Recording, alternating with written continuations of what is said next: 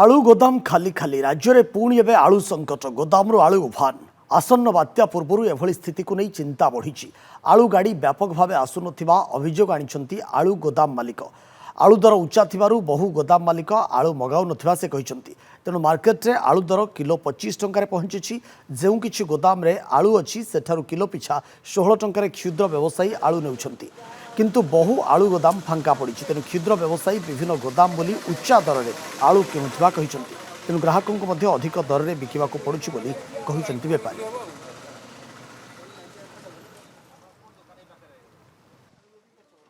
ए कथा होची जेतिके आलू आसीबा कथा मनकर प्रत्येक दिन जेतिके सेल होची से अनुसार आलू आसुची किंतु आमे यदि 4 गुण परचेज करवा ताले गोदाम रे आलू केमती आसीबो तेणु जो प्रकार जो रेगुलर फ्लो हम कथा से फ्लो होची किंतु ताठू यदि आमे अधिका किनिबा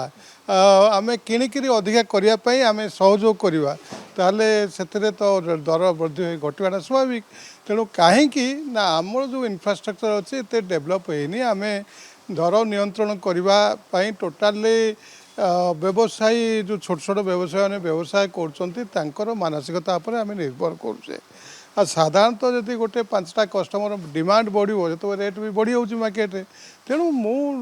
कहवाक चाहूँगी जदि आपण जी दरकार से क्रय करूँ।